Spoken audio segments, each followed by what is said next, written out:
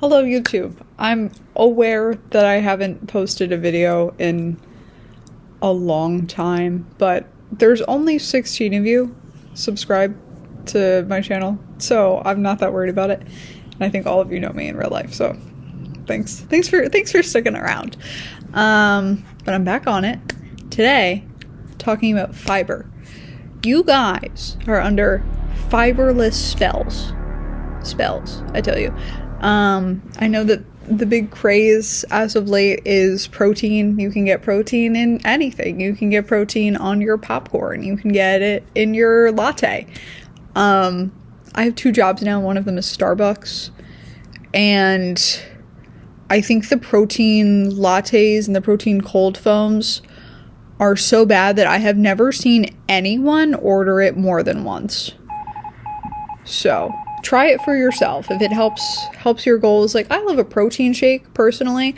However, I could not in good faith recommend the Starbucks cold foam. Anyway, fiber is, I would say, much more important to me than protein. Because, protein, it's pretty easy to calculate how much you need in a day. You don't actually need a crazy amount. Like, I don't know, if you're your average Joe Schmo, you probably don't need like 200 grams of protein in a day, unless you're like a 250-pound bodybuilder, then for sure. But I know that I don't need that much. So I like to focus on fiber, which is so good for you. I like cannot stress this enough, like how good this is for you. Okay, so there are 5 different types of fiber. You might think fiber like, oh, that's the stuff that helps me poop. Yes, that's one of them, but there are 5. So let's talk about them just so we all know and we're all informed, right? So number 1 is resistant starch. Maybe you've seen on Instagram Reels, there's this one lady that like talks about, I think she's on YouTube actually, I don't know her name. If I can find it, I'll link it. But she monitors her blood glucose levels after eating like freshly cooked pasta and then refrigerated pasta, freshly cooked rice versus refrigerated rice, and there is a massive difference in her blood sugar after she eats food that's been cooked and then cooled. And that's because like fiber resistant starch has had time to build up. This is also found in things like kind of underripe bananas, lentils, oats. Legumes in general are really rich in resistant starch. So super good for you because it keeps your blood sugar in balance. Even if you're not someone that needs to pay attention to your blood sugar, still a good idea to be mindful of it.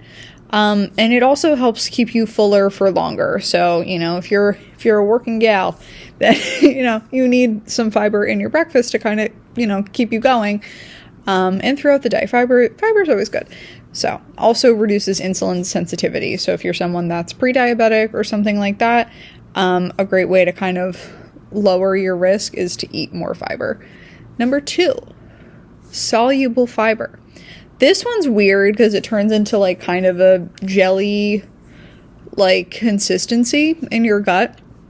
Like if you've ever had chia pudding, that's kind of what it does. And that's another reason why chia seeds are so good for you fiber-wise, because they're basically just this gel that soluble fiber turns into. You can find it in apples, citrus fruits, oats again, beans, barley. I'm a huge fan of beans. I eat beans all the time, mostly because I'm a vegetarian and they have a pretty good amount of protein and fiber in them. Also they're yummy.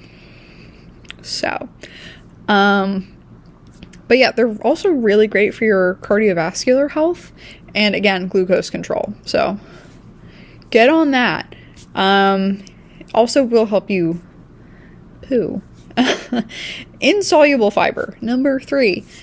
When you think fiber, this is probably what you think of, because its number 1 function is to help you go. And yeah, this is roughage. This is whole wheat, broccoli, leafy greens, things like that, nuts, seeds. especially the skins of vegetables. Like when I eat a cucumber, I don't peel it at all because there's fiber in it. I don't peel my apples. I peel carrots usually, but the skins of most fruits and vegetables, with the exception of like oranges probably, have a ton of fiber. Like if you're eating an orange, try to keep some of like the white stuff on, because that is like so crazy fiber rich for you. It's good for you. It's good for you. Prevents constipation. Keeps you regular. Keeps you on the pooper. But not egregiously. Just, when you need to. Number 4. Prebiotic fiber. This is just my own little personal beef.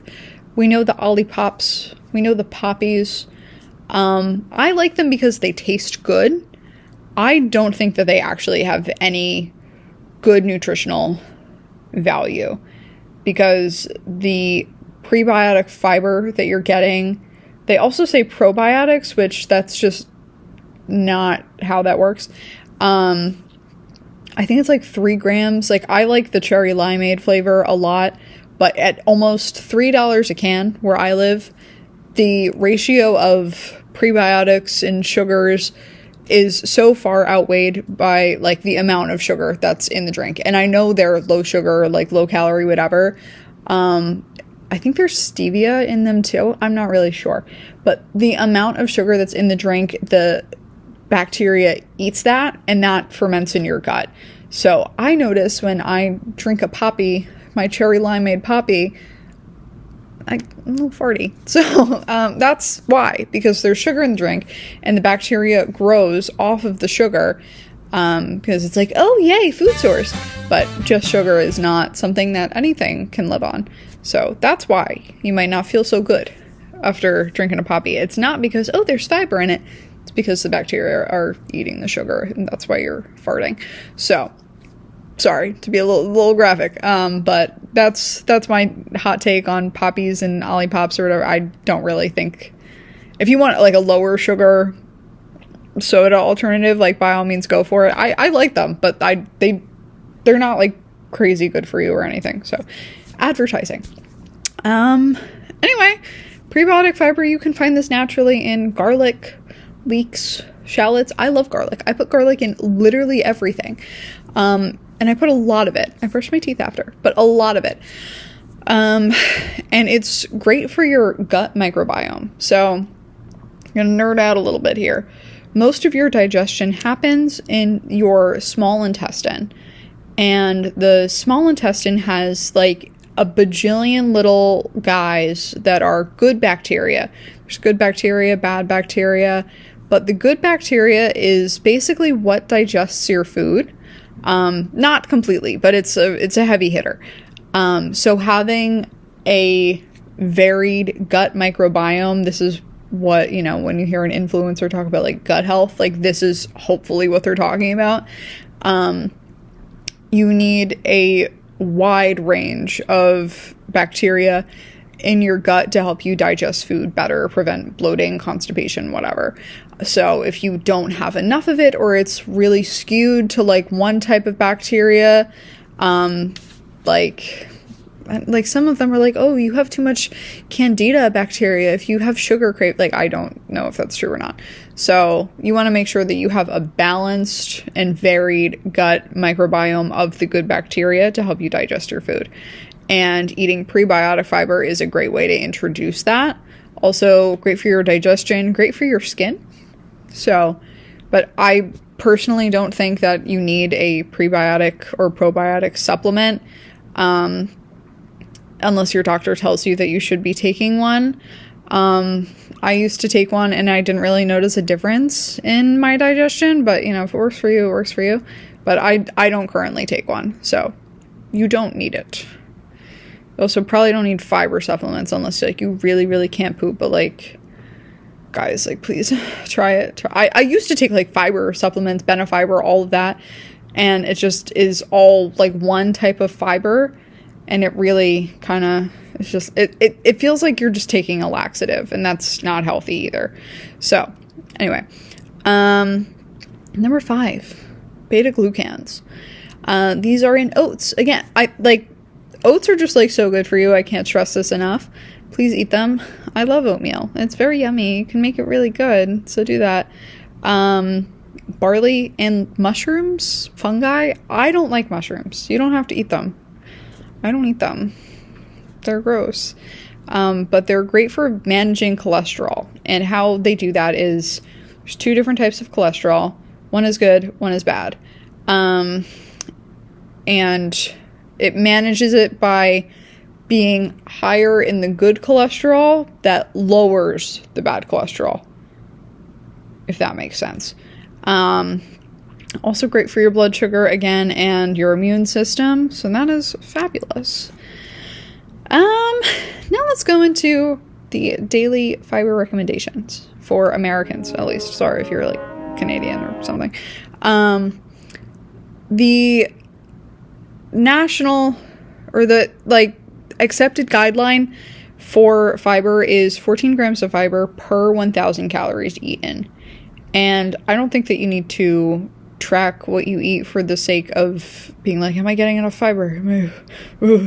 I also don't think you need to track macros or food in general. For a lot of people, that's not a positive thing. I used to do it for a really long time, I think 5 years, and I never felt good about what I was eating. So I don't think that you need to do that. I would say just pay attention to including a fiber source in every meal you eat. So if you're having oatmeal for breakfast, you can throw an apple on top of that. And oats are already a ton of fiber anyway. Throw a banana on top of that. Eat fruit. Eat a lot of fruit as a snack. It's yummy. I do it. I don't know. Just, have the 5 different types of fiber that we talked about. You want to vary all of those to get your grams. I shoot for 30 grams of fiber in a day, right? Because you think, okay, 2,000 calorie diet, that's 28 grams of fiber. A little more is always good. However, what you don't want to do, if you're a person that doesn't eat fiber, usually be like, I'm going to have 75 grams of fiber in a day. You will be on the toilet. You'll be on it. So don't do that. And speaking of, the average American only consumes 10 to 16 grams of fiber a day, which is half of or less than the average recommended amount. I think actually for women, it's 27 grams. But for men, it's actually 38 grams of fiber in a day. 90% of women do not hit that goal, and 97% of men do not hit that goal. So this is why you're all constipated, okay?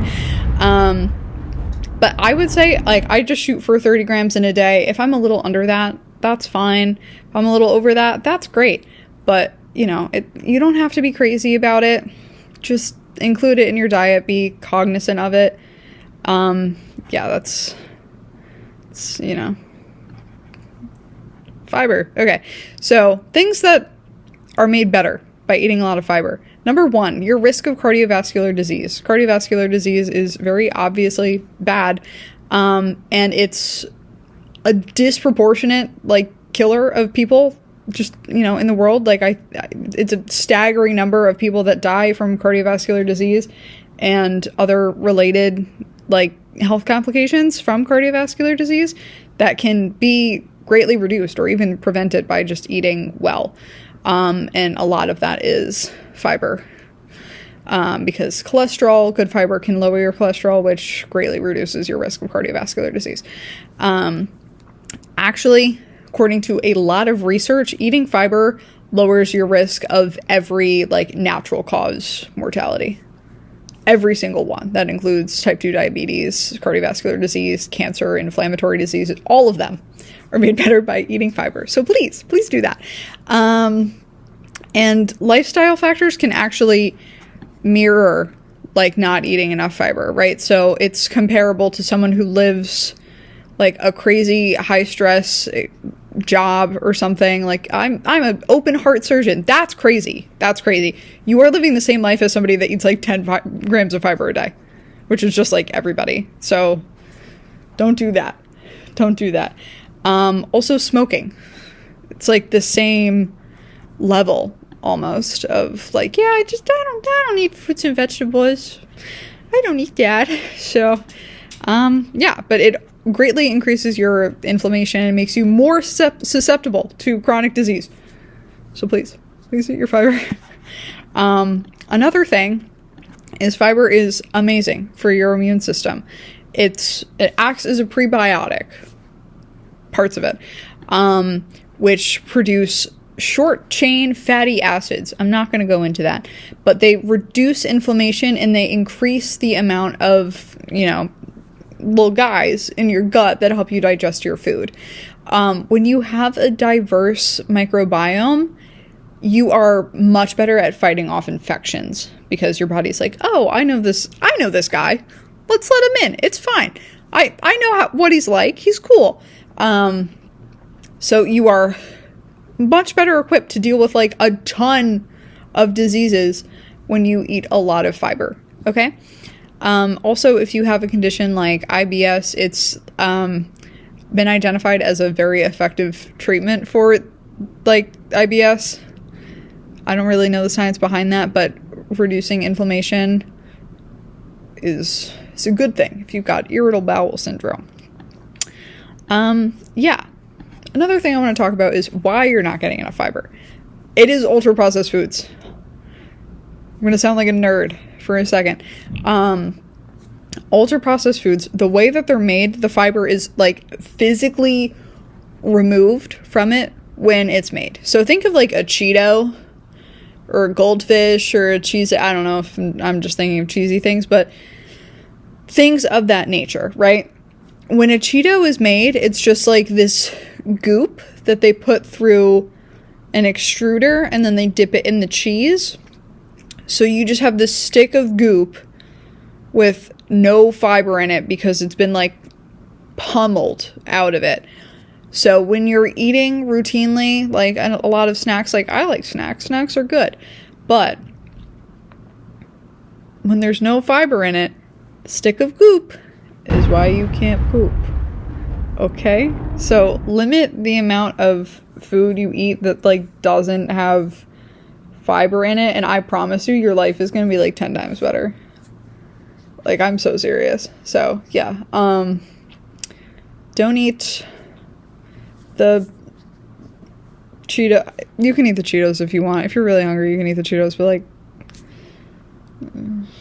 anyway, that is my take on fiber. Please eat fiber. Please. This is like the thing that I think about like all the time, like 24/7. I have like a little worm in my brain that's like, eat your fiber. Eat your fiber. An apple a day truly does keep the doctor away. The doctor is like in Timbuktu for me. So do that. Okay, that's my piece. Goodbye.